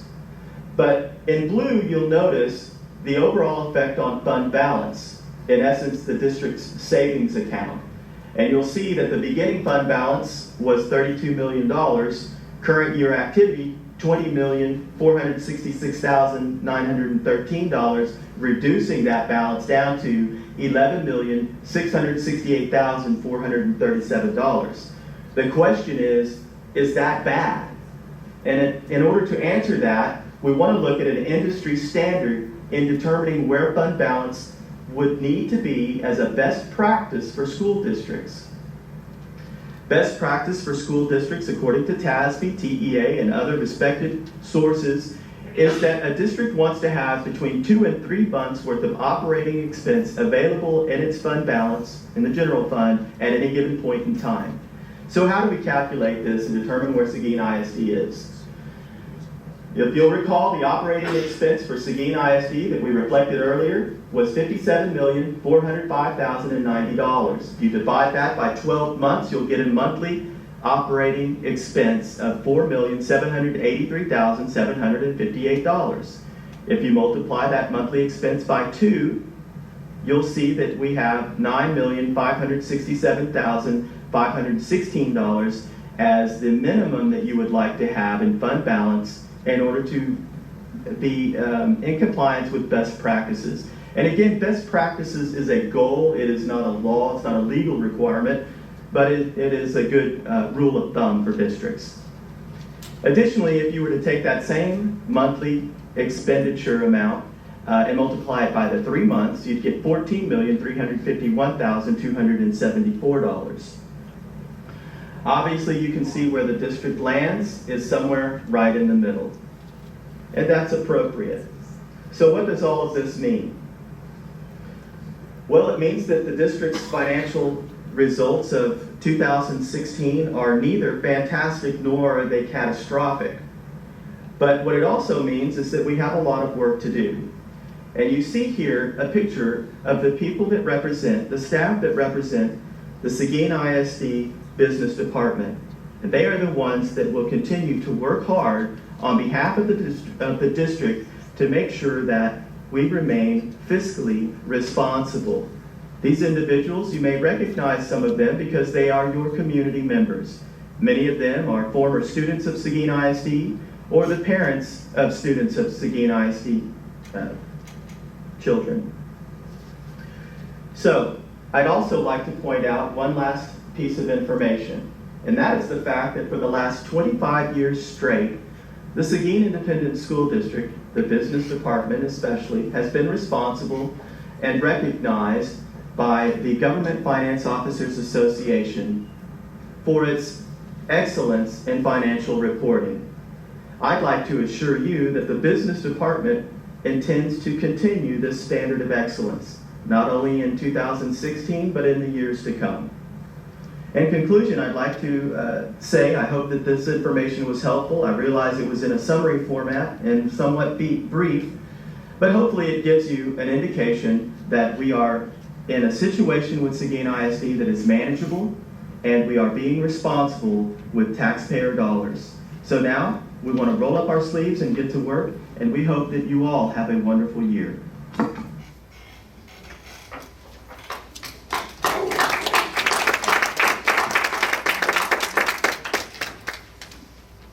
So hopefully that was helpful, answers a lot of questions. Those are the facts. We didn't try to sugarcoat anything or make it look worse than it really is. It's just exactly where we are. And we anticipate improving on that next year. This presentation this evening will be put on the superintendent's blog and on our website, so that as questions come up in the next months, and if there's any questions about, kind of where we're at and what we've done and the big picture, people can access that and in like 12 minutes can get an overview of where we are financially. And of course, call the district. That's correct. Mr. Holberg, my apologies for overlooking this, because I know you and your department put a lot of work into this, and on behalf of the board, we know you do due diligence in the monies for the school district and of course the taxpayers. So you keep us in line, so I appreciate that. Any comments from the board members? Yes, sir, Mr. Guerra. I just want to ask a question on the $20 million, give or take, that we set aside so that we can pay for the school. There is a possibility that we might get a return on that if we get some savings. And if we do, what is your estimate of what we might get back out of the 20? Well, as an accountant, I'm reluctant to give estimates, but I will say this, if I may. We funded the project with an additional, we put in a contingency of 6%. At this point, 50% complete, we have not touched that contingency. Okay. So that being said, the district anticipates receiving millions of dollars back. How many millions, I'm not at liberty to guess right now, Yeah. but I do expect to see a significant amount that will come back, and it will go right back into the fund balance of the general fund. Again, remember, when I got here, the main thing that I wanted to do is make sure that the obligations that the board and the community had made were secured. And by doing that, it's just good business, and the standard, the business standard at the time, best practices, and I believe it still is, if there's contractors in the room, to have a 6% contingency. That does not mean that we're not holding the line every day, because they have been given a directive that we are to hold that line and go with guaranteed maximum price, and we've gotten past 50%, and the geophysical stuff is the stuff that God controls, and so we had a few issues at the beginning, but we had built in a contingency in that first set. When I came in, I wanted to make sure that we completed the project, and we had the funds to do that. So again, I commend everybody here that has helped watch and work with this project. And I have a question. The next question is, what is our, if you were to give us our credit rating, because credit rating for an organization our size is very important. What is our credit rating? And I know there's multiple credit agencies that do that. Can you explain that and talk to me about that? But it is the highest possible rating that you can possibly get. We can't be a better rating. Good. Okay, so just out of curiosity, we've got best practices as far as what's in our reserves right now. We've got reserves on our build that we're building, and we've got a clean audit predicted, and we've got a perfect credit history at multiple credit agencies. Yes, sir. Did I sum that up accurately? I just want to make sure I got that. That is correct. Well, most businesses with that kind of situation would be absolutely overjoyed. Very good. Yes, ma'am. I want to thank you for your presentation, and also I had a few questions, and so I made an appointment to speak with Mr. Hilberg after 5 o'clock, and he was gracious enough to stay, plus he had to come to this meeting. But I asked him about the fund balance and how much, because I know some people, you know, we all hate to go into savings or anything like that, and why not just pile it up? And one of the things that, you know, he said is that best practices is that you have, you know, 2 or 3 months worth of revenue in there, and if you just saved until you had 20 million, 30 million, 50 million, 100 million, at some point, that, you know, they're going to go, why are you still taxing people if you have this growing pot? So that although personally we want our savings to grow, a school district shouldn't have higher and higher and higher savings, or why are, you know, or the tax rates, you know, would need to be coming down if we were amassing this giant pile. So so the fact that we used the 20 million out of there to make up what, when the architect gave incorrect figures with the initial plans, we had more than enough funds to cover that. And I also asked him about the programmatic policy change, the $80,000 that was in there, and that he said was another federal program that the federal government offers you money for certain things, but if there's applications, or you can't, the people involved and the students involved in the program perhaps, if somebody doesn't meet exactly a criteria, you might put that into better words than I have, then there's strings. In other words, there's strings on the federal money, and on some of that federal money, we're dependent on the constituents that fall into that category for their cooperation. I don't know if you know. That's true. The criteria to receive those funds has changed over the years. It's become a little more difficult, and as a result, the district is having to fund or support the program to a greater degree each year. And the program again was? That would be the parenting center. The parenting center? Yes, ma'am. And how many clients do we serve at that center right now? I don't have that off the top of my head. I'm not sure. 11 11 children. 11 children. Okay, thank you. Any other comments or questions? I'd like to ask you a question. I think $8 million came from Rio Nogales, is that correct? $8 million that came in, and the $2 million came from Caterpillar. So we're actually about $22 million that we had because of the $10 million that we received. That's the triple Freeport, right? Triple Freeport exemption. Well, yeah, correct. Part of the triple Freeport. Yeah. Are you asking me if those monies were in the fund balance, and that's why it was so? I see what you're saying. I see what your point is. Yes, it speaks to Ms. Sewell's comment. So, true.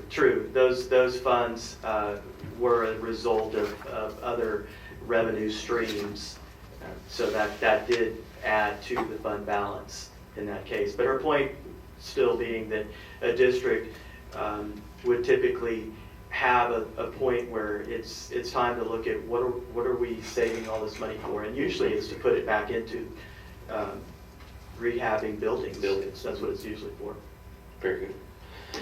Extra money is usually used in savings if a business or a school district wants to stay competitive to do that. Okay.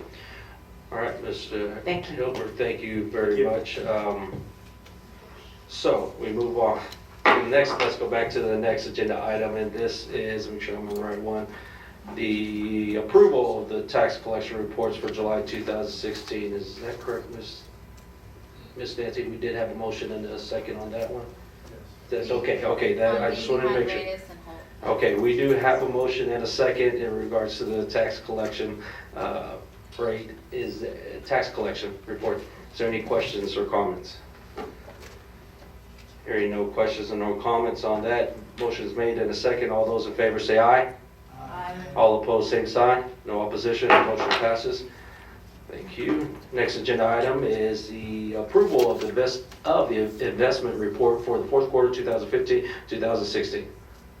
I have a motion for Ms. Sewell. Is there a second? Second. Second by Mr. Holt. Motion is made, second. Is there any discussion? Hearing no discussion, all those in favor say aye. Aye. All opposed, same sign. No opposition, motion passes. Thank you, ma'am. Next agenda is, did I just do that? Yeah, next agenda is approval of investment report for the year end to June 30th, 2016. Do I have a motion? Motion made by Ms. Heffenberger. Is there a second? Second. Seconded by Mr. Guerra. Motion is made and second. Is there any discussion? Hearing no discussion, all those in favor say aye. Aye. All opposed, same sign. No opposition, motion passes. And the next agenda item is the approval of the property liability and fleet insurance for 2016-17 RFCSP-17-01. Motion made by Mr. Holt. Is there a second? Second. Second by Mr. Guerra. Once again, this is annual insurance. Is that the one where we went back out for bid? It is. Okay, so you know, I did tell our current provider that we were no longer, we made them go back out for bid, and I think they felt that loving feeling when they had to go back through the bid process again, and so they came in with the lowest price, but it's very important that we continue with that. Very good, good practice. Thank you very much. Motion is made and a second. Is there any discussion? Hearing no discussion, all those in favor say aye. Aye. All opposed, same sign. No opposition. Motion passes. Thank you. Next agenda item. This is a consideration and approval of thank you, Mr. Over. Consideration and approval of the Texas Teacher Evaluation Support System and Annual Teacher Review Calendar and Procedures for 2016-2017. Mr. Rowe. Unless y'all have any particular questions, this is the evaluation system that's basically driven by the state, and that's our new evaluation system we've adopted. You've heard the recommendation for administration. Do I have a motion for approval? So moved. I'll go with Mr. Holt on that, and second by Ms. Sewell. Is there any discussion? Hearing no discussion, all those in favor say aye. Aye. All opposed, same sign. No opposition. Motion passes. Thank you, Mr. Roan. And next agenda item is ESC Region 13 and 20 2016-2017 Annual Commitment Form. I reviewed the commitment forms and the contracts that we've got in place. We've tweaked them a little bit from the previous year, but basically this is our service center contracts and what we offer and what we've kind of, there's a menu there to pick from. You've heard the recommendation from administration. Do I have a motion for approval? Motion is made by Ms. Sewell. Is there a second? Second by Mr. Guerra. Is there any discussion? Yes, sir. Mr. Holt. Yes, Mr. President, if we could have somebody, I was looking this over and noticed that, and I just need some more information, I guess, on the counselor support services.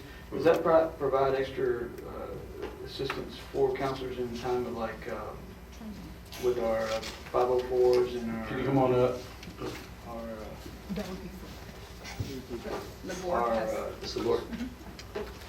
Mental health situations, because I know we have an increasing number, and things are increasing, I should say. I've been aware of that through the years. Is this providing that support, or is this provided a social worker? I mean, explain this a little bit more in detail. We actually have two components that impact counselors on this list, and we split between the different service centers because of their strengths.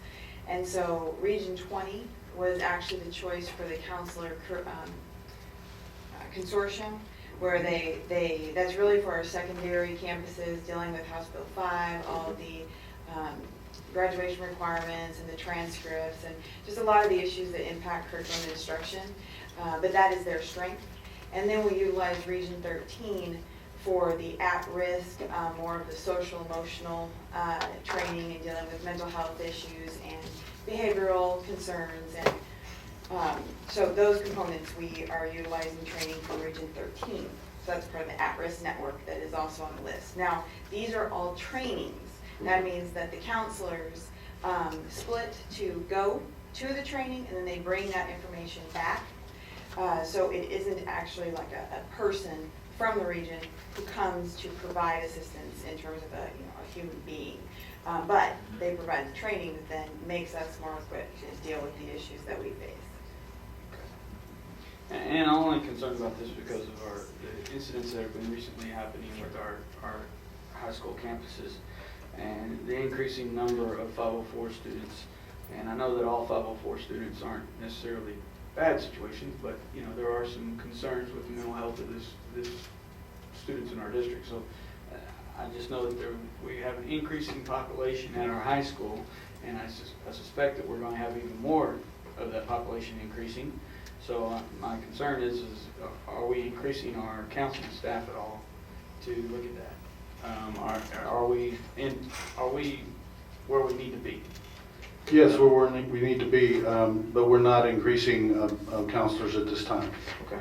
And do we have a social worker on hand for the high school?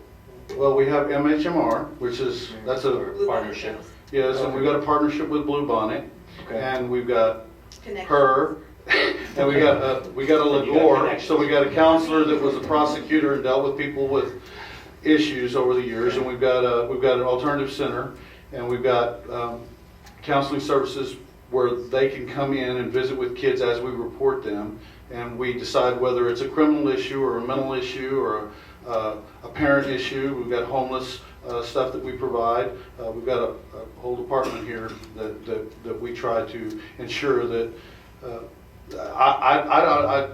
that's the first I've heard of a whole bunch of people coming. If you know something, you need to tell me after the class, because if there's a whole bunch of them coming, I need to know. I'm being hopeful, and I'm thinking that with the progression that SISD is making, then I suspect that people are going to start moving to Seguin, and I'm sure as hope that heck it happens.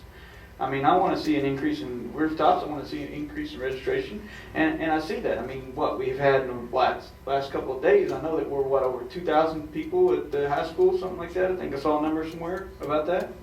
I mean, that's pretty huge. I mean, and if we're going to keep adding more and more students, do we need to consider looking at staffing? And I'm not trying to say that. I'm trying to be proactive instead of reactive like we've been in the past. And I'm just saying that.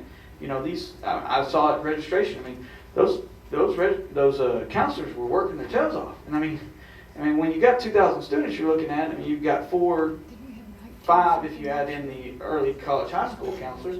I mean, that's a lot of kids to be dealing with on a one-on-one basis. And I just want to make sure that we're not shooting ourselves in the foot, and we're providing the necessary services that we need to be providing to our students. And that's my main concern. Yeah, I want to tell you for the record, because everybody's watching that might move here, we have adequate counselors and teachers. We've got no classroom size waivers.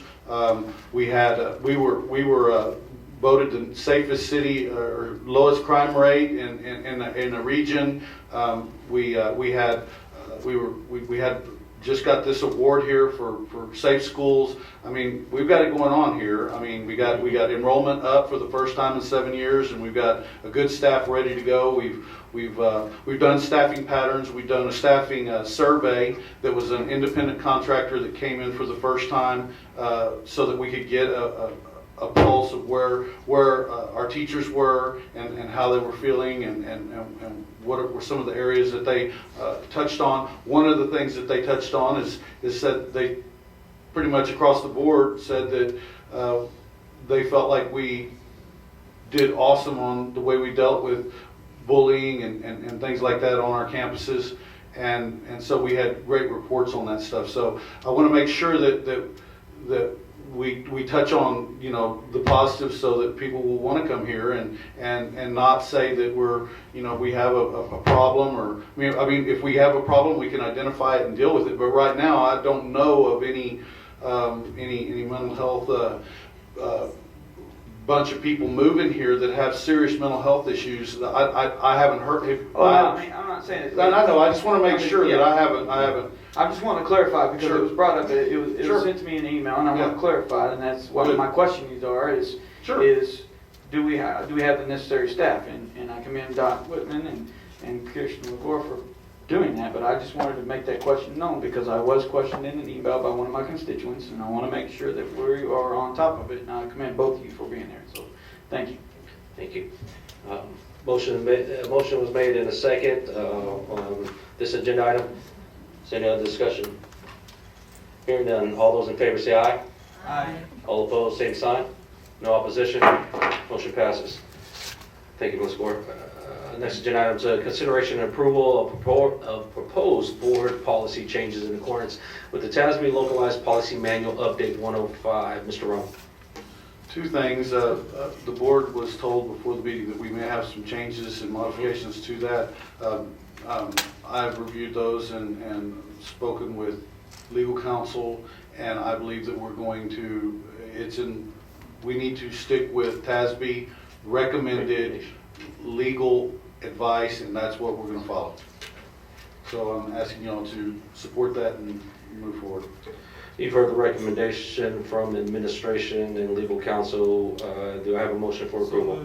Motion made by Mr. Ho. Is there a second? Second by, I'm sorry, Mr. Thomas. Motion was made and a second. Is there any discussion? Hearing no discussion, all those in favor say aye. Aye. All opposed, same sign. No opposition. Motion passes. Thank you, sir. Next agenda item is the consideration and approval of the proposed board policy changes in accordance with TASB Localized Policy Manual Update 106. Mr. Rowe. Same thing. Just Motion made by Mr. Ho. Is there a second?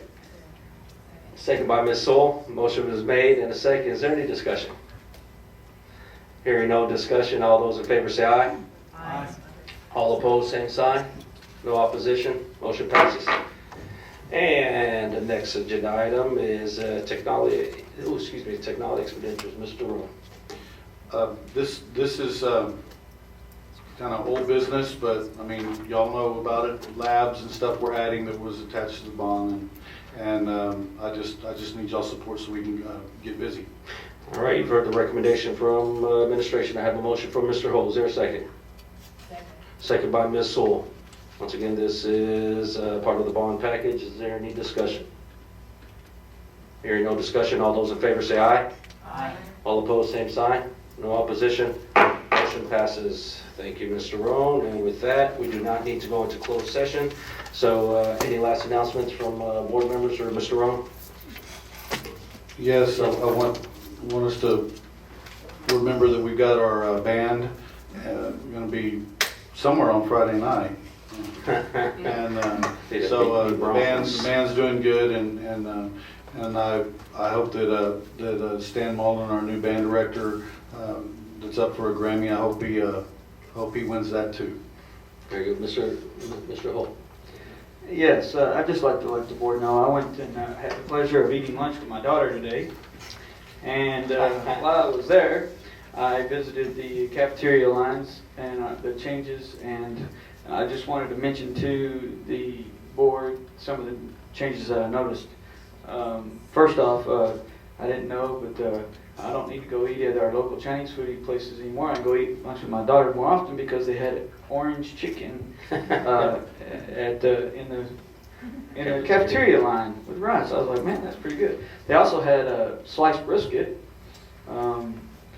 sandwiches, and everything looked very good. The salads were huge, and they still had my favorite Hawaiian pizza, the Canadian bacon and pineapple pizza there as well. So, I mean, this I think is a good thing. I asked a couple of the students what they thought of the food that were sitting there with my daughter and I, and they said we're eating it more.